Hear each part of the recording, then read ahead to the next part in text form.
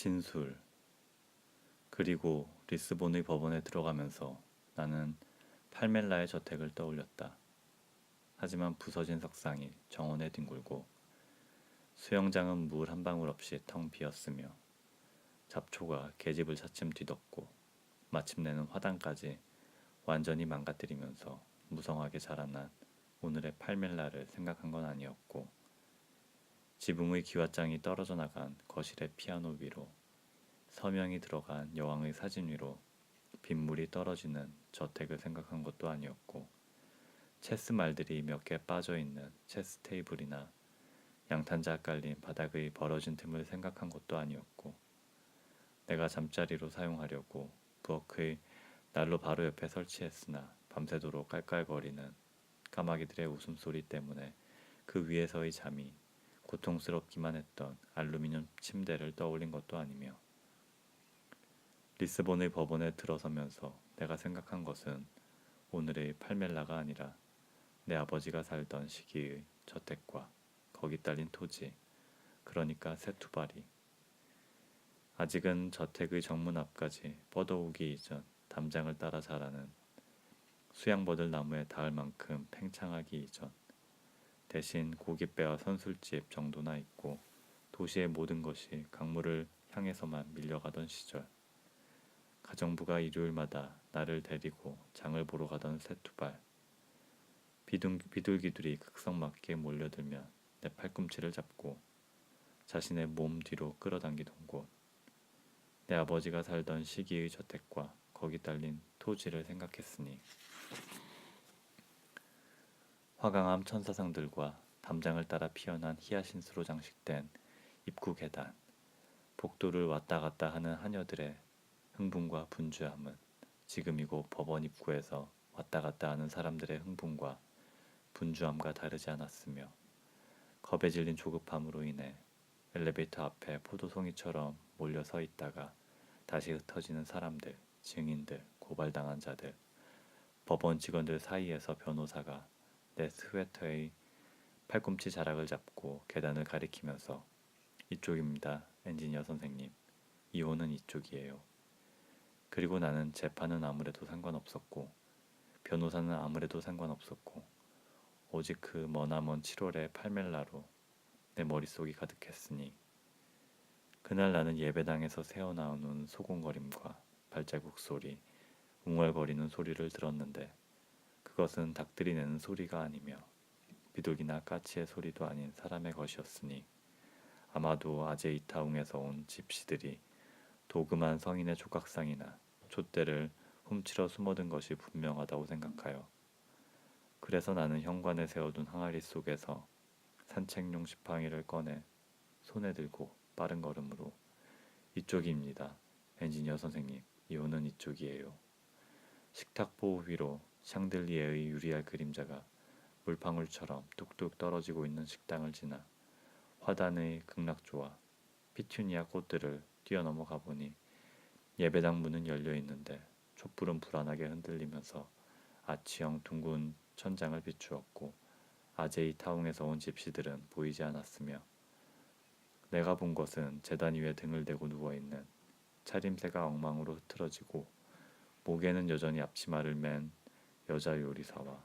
입에 시가를 문 채 모자는 목덜미 뒤로 넘기고 그녀의 허리춤을 붙든 자세로 낭패스러운 것도 아니고 화난 것도 아닌 눈빛으로 나를 바라보는 내 아버지의 시뻘겋게 달아오른 얼굴뿐. 바로 그 일요일, 아버지는 관리인과 가정부와 하녀들이 있는 미사 자리에서 신부의 라틴어에 고래고래 소리 지르며 대답했고, 성찬식 도중에도 시가를 입에 물고 있다가 미사가 끝난 후 나를 창밖으로 난초 온실이 내다 보이고 바다 쪽에서는 가벼운 산들 바람이 불어오는 그의 서재로 불러 엔지니어 선생님의 부인이 제발 늦지 말아야 할 텐데요. 안 그러면 판사가 심리를 정말로 연기해 버릴 수도 있어요. 의자에서 일어서 책상을 한 바퀴 돌아 내 앞으로 와서 조끼 주머니에서 휘발유 라이터를 꺼냈으며 마치 축사에서 양이나 송아지를 점검할 때와 같은 태도로 쫙 펼친 손바닥을 내 목덜미에 척 얹고는 말하기를 여자들이 원하는 건 뭐든지 다 해줄 수 있긴 하지만 무슨 일이 있어도 모자는 벗으면 안 돼. 그래야 누가 주인인지 알 테니까. 아버지는 쫙 펼친 손바닥을 관리인 딸의 목덜미에 척 올렸고 맨발에 더러운 금발을 가진 새파란 나이의 소녀는 나무 의자 위에 쪼그리고 앉아 소의 젖퉁이에 매달려 있는데 소녀의 목덜미로 움켜진 아버지는 우유 양동이를 치우지도 않고 그대로 소녀를 함지박 위에 억지로 엎드리게 했으며 다시금 얼굴이 시뻘개진 아버지는 그 사이에도 불이 붙어있는 시가로는 지붕 석가래를 겨냥한 채 자신의 배꼽 부위로 소녀의 엉덩이를 지디겼지만 관리인의 딸은 아무런 항의를 하지 않았고 관리인도 아무런 항의를 하지 않았고 그 누구도 아무런 항의를 하지 않았고 아무도 항의를 해야겠다는 생각조차 하지 않았으며 손바닥을 내 목덜미에서 거둔 아버지는 경멸의 시선으로 부엌과 하녀들의 방과 팔멜라 농장 전체와 과수원을 그리고 세계 전체를 가리키며 여자들이 원하는 건 뭐든지 다 해줄 수 있긴 하지만 무슨 일이 있어도 모자는 벗으면 안 돼. 그래야 누가 주인인지 알 테니까. 토요일 낮잠 시간이 끝난 뒤 아버지는 운전수에게 마니옥 과자 250g을 사서 팔멜라의 가파른 성벽거리에 있는 약사의 과부에게로 창에는 코바늘로 뜬 커튼이 걸리고 장식장에는 고양이 석고상이 놓인 집으로 가자고 지시했으며 밤이 되어서야 싸구려 향수 냄새를 풀풀 풍기며 저택으로 돌아왔고 반시간도 채 지나지 않아 모자로 눈썹 부위를 덮은 자세로 입에는 여전히 연기를 내며 천천히 타고 있는 그날의 마지막 시가를 문 채 거실 소파 위에서 코를 골았고 정원 습지에서는 어린 올빼미들의 제잘거림이 들려왔으니 셔츠 색조차 양말에 색조까지 맞춰 입은 비싼 변호사답게 차린 변호사는 손톱 끝으로 손목시계의 시침판을 톡톡 두드리며 만일 부인이 이혼 심리 시간에 맞춰 오지 않는다면 우리는 끝이에요. 변호사는 나에게 한바탕 퍼부을 생각으로 저택을 찾아온 큰딸이 주선해 주었는데 큰딸은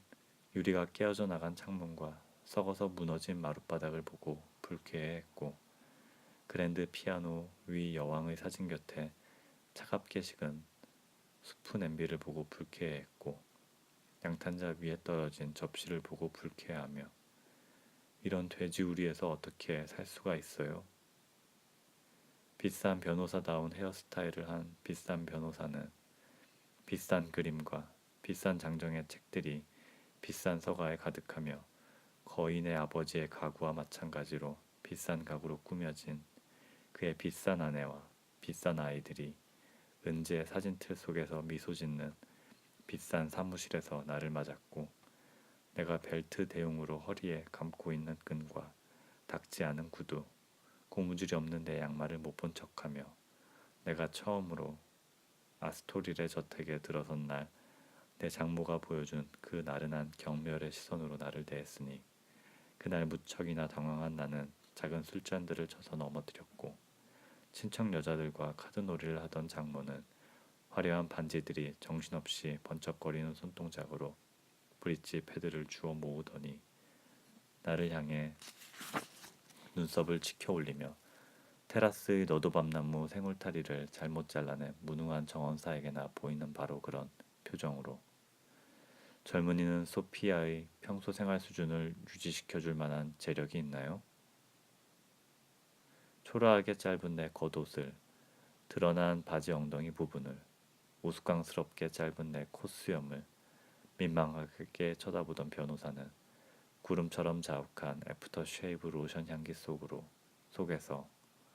은으로 된 샤프 펜슬을 손가락으로 굴렸고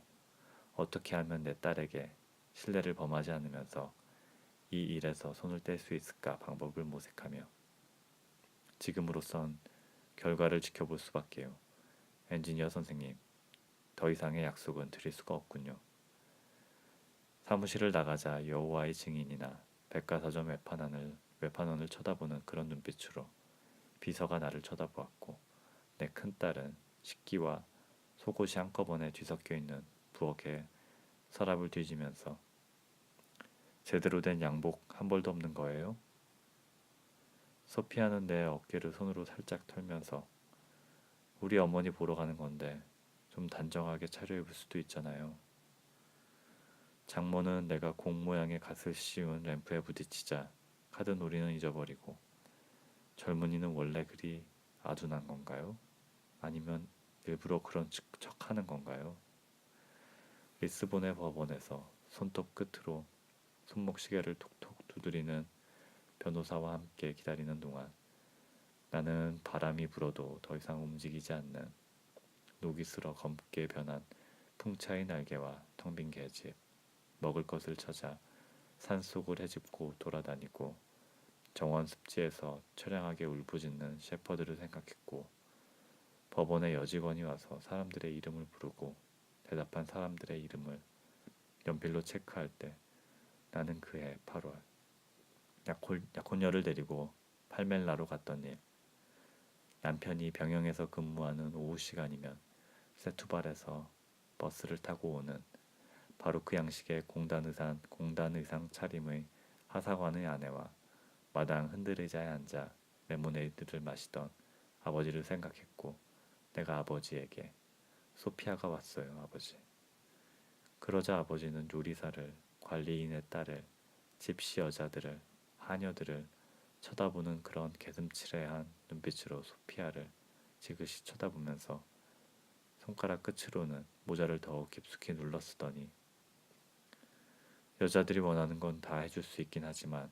무슨 일이 있어도 모자는 벗으면 안 돼. 그래야 누가 주인인지 알 테니까. 안절부절 못하는 변호사는 시계를 내 눈앞에 들이밀며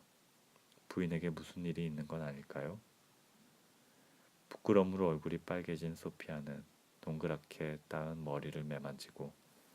까마귀들은 오도밤나무 위에서 큰 소리로 깔깔대고 수영장 표면에는 저택의 그림자가 반사되어 어른거리고 하사관의 아내는 우리를 향해 대모님이라도 되는 양 너그러운 미소를 지어 보이는데 아버지는 소피아를 계속 눈으로 훑어보면서 남의 집 가축에 대해서 이야기하는 것처럼 건성인 말투로 이거 원 옷걸이인지 해골인지 너는 암송아지 고르는 법을 아예 모르는구나. 순식간의 침착을 순식간에 진지한 태도를 되찾은 변호사는 엘리베이터를 향해 몸을 돌리고 소매 뿌리를 단정하게 가다듬으며 부인이 이제 도착했네요. 엔지니어 선생님. 거기 소피아가 머리를 동그랗게 따지 않았고 더 이상 20살도 아니고 더 이상 부끄러움으로 얼굴이 빨개지지도 않고 내 어깨를 손으로 털어주지도 않으며 내 변호사와 너무 흡사하여 내 변호사가 거울에 비친 모습이라고 내 변호사의 복제물이며 쌍둥이라고 착각할 만한 다른 변호사의 호의를 받으며 서 있었으니 두 변호사는 모두 똑같은 비싼 이발소에서 머리를 잘랐고 둘 다 규격에 딱 맞는 모직 양복 차림이고 둘 다 노련하고 둘 다 엄격하고 둘 다 똑같은 면도용 화장수 속에서 바다장어처럼 위험있게 헤엄치는 모습이니 약지에 자기 어머니의 반지를 끼고 자기 어머니와 닮은 깔보는 듯한 자신감을 풍기는 소피아는 나를 바라보지 않았으며 나에게 미소를 짓지도 말을 건네지도 않았고 우리 어머니 보러 가는 건데 좀 단정하게 차려입을 수도 있잖아요. 나는 그녀의 변호사와 머리카락 한 올까지도 똑같아 보이는 내 변호사에게 무슨 일이 있어도 모자를 벗으면 안 되는 건데 그랬다면 누가 주인인지 분명해졌을 텐데 영문을 모르는 변호사는 모직 양복의 고급스러운 세계로부터 고개를 수그리고 뭐라고요? 내 변호사는 내 아버지의 시대에 팔멜라 저택을 찾아오던 연구차처럼 내부가 보이지 않게 불투명한 창이 달린 차를 타고 대문을 통과하여 저택으로 향하는 사이프러스 길을 줄지어 올라오던 다른 변호사들, 은행가들, 경영자들, 국회의원들, 장관들과 다를 바가 없어 보이는데 그들은 내 턱을 건성으로 만지면서 내 얼굴을 보지도 않으면서 많이 컸구나. 그들은 오후 내내 그랜드 피아노가 놓인 거실에 틀어박혀 나오지 않았고 흰 장갑을 낀 하녀들은 쟁반을 들고 끊임없이 왔다 갔다 했고 가정부는 나를 집 뒤편으로 보내서 놀게 했고 관리인은 까마귀들을 쫓았고 개들을 짖지 못하게 했으며 그러다 해가 저물면 변호사들, 은행가들, 경영자들, 국회의원들과 장관들은 다시 자신들의 차를 타고 리스본을 향해 달려가 버렸고 그들을 까맣게 잊은 아버지는 최후의 산 비둘기마저 사라져버린 늪지의 호흡 소리에만 귀를 기울였으며 자기 어머니와 닮은 깔보는 듯한 자신감을 풍기는 소피아는 내 앞을 지나갔고 아무것도 모르는 변호사는 내 말을 알아듣기 위해 허리를 굽힌 채 뭐라고 하셨죠? 나는 이곳 법원이 아니라 개구리의 울음소리가 천지에 가득한 팔멜라 저택에서 아버지에게 말하듯이 무슨 일이 있어도 모자를 벗으면 안 되는 건데 그랬다면 누가 주인인지 분명해졌을 텐데 그러자 변호사는 어이없는 얼굴로 눈썹을 거의 머리 꼭대기까지 치켜 올리며 다시 한 번 더 뭐라고 하셨죠? 마치 그가 여기 법원이 아니라 아스토릴에 있는 것처럼 카지노의 종려 나무들이 보이는 아스토릴의 창가에서 브리지 게임을 하던 중에 내가 눈앞에서 유리장식 샹들리에를 깨뜨려 버리기라도 한 것처럼 젊은이는 원래 그리 아둔한 건가요? 아니면 일부러 그런 척하는 건가요? 내가 아버지와 함께 아스토릴의 저택을 방문했을 때 아버지는 구리시갯줄, 투박한 양가죽 장화, 머리에는 낡은 모자로 농부처럼 차려입었고 이빨 사이에는 시가를 물었으며 창고에 있는 그의 나시 자동차를 제복 차림 운전수에게 광을 내라고 시킨 뒤 자신은 팔멜라의 한 대뿐인 택시를 불러 반짝이 차양이 달린 모자를 쓴 일종의 어릿광대가 운전하는 그 택시를 타고 갔는데 운전수는 술집이 나타나기만 하면 엔진이 쉬어야 한다는 둥 온갖 구실을 달아 그 앞에서 무조건 차를 멈추고 파리들이 윙윙거리는 포도덩굴 아래서 몇 시간이고 빈둥거렸고 아버지와 동행한 약사의 과부는 진주모 장식, 카메오 브로치와 살이 떨어져 나간 셰빌라 부채로 몸을 가리고 날카롭게 지저대는 극소형의 마이크로 강아지를 무릎에 안고 있었는데 그녀와 내가 낡은 구두 상자 냄새가 나는 택시 안에서 열기에 구워지고 있는 동안 아버지와 반짝이 차양 모자의 광대는 밀집 부채가 돌아가는 냉각기 바람을 쐬면서 술잔을 마지막 한 방울까지 빨아먹었으며 그래서 우리가 아스토릴에 도착했을 때는 이미 점심시간이 한참이나 지났고 그들은 우리가 오지 않으리라고 진작에 포기한 상태로 해변과 갈매기가 내려다 보이는 테라스에서 브릿지 게임을 하고 있었지만 이상하게도 장모는 과부와 모직 싸개를 두른 마이크로 강아지까지 집 안으로 끌고 들어온 내 아버지의 부족한 예의 범절에 화를 내는 대신에 젊은이는 원래 그리 아둔한 건가요? 아니면 일부러 그런 척하는 건가요?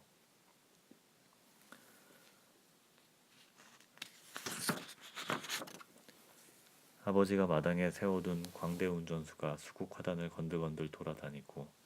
택시 시동을 쓸데없이 켰다가 끌 때마다 엔진이 폭발하듯이 펄쩍 뛰거나 단발마의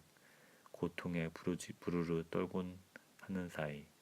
아버지는 한 손엔 찻잔을 들고서 소피아의 어머니와 친척 여자들을 나른한 눈길로 관찰했는데 그것은 아버지가 요리사와 관리인의 딸과 집시 여인들과 하녀들을 바라볼 때의 바로 그런 나른한 눈길이었고 그 눈길의 의미는 이제 곧 아버지가 모자를 벗지도 않고 불붙은 시가를 입에서 떼지도 않은 채 그들 중 한 명을 가장 적절한 빈 방으로 끌고 들어가 그들의 치마를 올리고 엉덩이를 옷장이나 화장대에 밀어붙일 것이며 그 와중에 서랍들이 요란하게 삐걱거려서 방으로 들어오려는 사람에게 모종의 신호를 보내게 된다는 것. 여자들이 원하는 건 뭐든지 다 해줄 수 있긴 하지만 무슨 일이 있어도 모자는 벗으면 안 돼. 그래야 누가 주인인지 알 테니까. 찻잔을 든 아버지, 보기 싫은 개에게 과자 부스러기를 먹이는 약사의 과부. 그런데도 전혀 화를 내지 않는 장모. 조금도 기분 나쁜 기색 없이 관대하게. 아들이 당신의 유머 감각을 물려받지 못했으니 참으로 유감이군요. 프란시스코. 종려나무 뒤편의 바다와 부교 위에 앉은 갈매기들은 희고 고요하니 쥐어뜯는 소리로 까옥거리는 팔멜라의 까마귀들과는 참으로 다르게 아들이 당신의 유머 감각을 물려받지 못했으니 참으로 유감이군요. 프란시스코. 아버지는 아무런 대꾸 없이 장화에 말라붙은 진흙을 주머니 칼로 긁어내면서 축사의 소들을 감정하는 눈길로 브릿지 여인네들을 평가하고 있지만 그래도 나는 아버지 당신을 사랑했습니다. 당신을 사랑했어요. 이런 말을 할 만큼 용기가 없긴 했지만 하지만 그래도 당신을 사랑했어요. 소피아의 어머니는 아버지에게 버터 바른 토스트를 권했고 아버지는 그걸 한 개도 거절하지 않고 다 받아 먹으면서 발바닥에 말라붙은 진흙에만 집중하고 있는데 소피아의 어머니는 선수를 치며 말하기를 당신이 국무부 장관일 때 내 오빠인 페드루가 은행에 무슨 문제가 있어 당신을 몇 번이나 찾아갔다고 해요. 그러니 분명 페드루를 기억하실걸요. 그리고 리스본의 법원에서는 변호사가 나에게 판사가 당신 이름을 불렀어요, 엔지니어 선생님. 변호사는 걱정스럽고 불안하고 간절해지며 그의 모직 양복은 갑자기 싸구려로 색이 바래고 그의 머리 모양은 갑자기 페냐드 프란사나 아마도라의 지하 쪽방 이발사가 건드려 놓은 듯이 천박해지고 심리가 진행되는 동안 절대 입을 열지 마세요, 엔지니어 선생님. 누가 주인인가 따위 이야기는 입도 뻥끗하면 안 됩니다.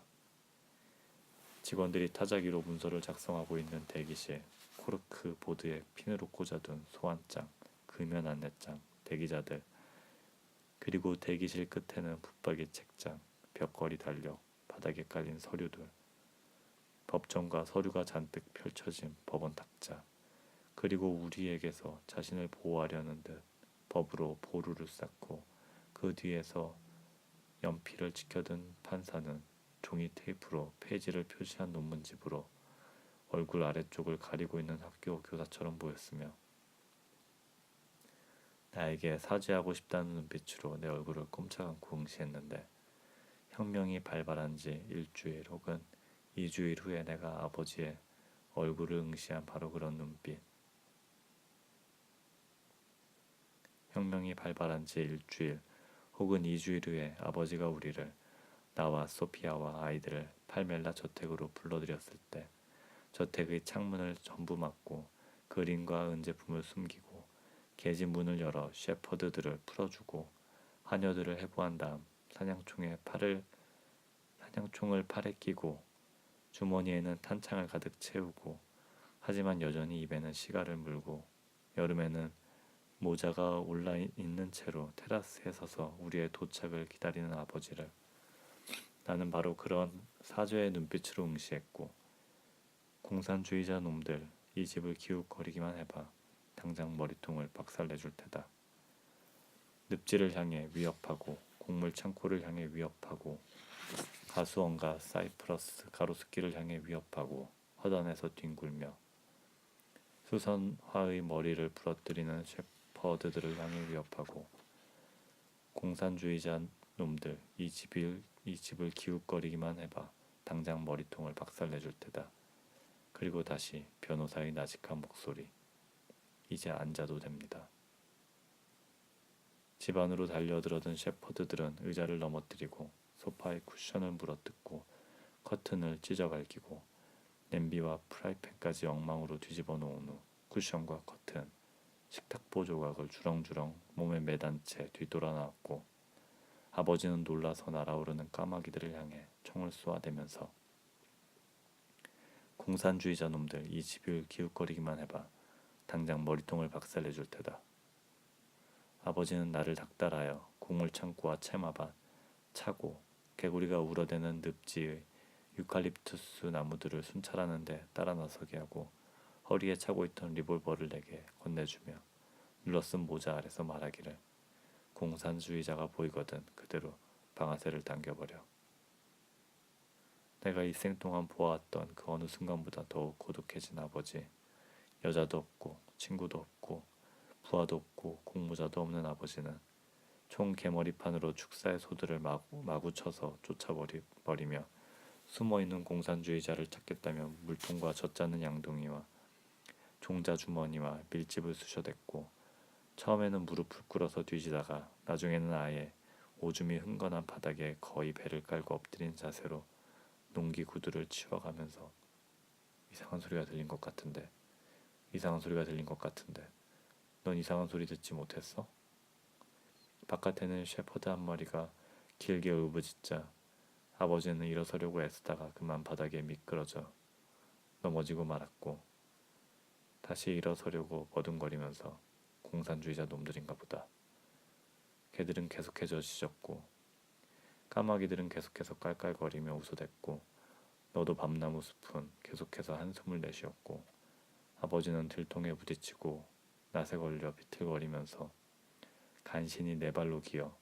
입구로 나오자마자 쏘아라. 소피아는 그녀 어머니가 브릿지 게임을 할 때와 똑같은 음색으로 마치 내가 이 자리에 없다는 듯이 마치 나라는 존재는 아예 처음부터 자기 삶에 있지도 않았다는 표정으로 질문에 대답하는데 변호사는 판사에게 신호를 보내며 한마디도 해서는 안 됩니다. 엔지니어 선생님. 말은 내가 할 테니 입 다물고 계세요. 그러나 저택과 농장에는 사람의 그림자라고는 보이지 않았고 리스본으로 향하는 도로에는 기관총을 든 민병대도 없었고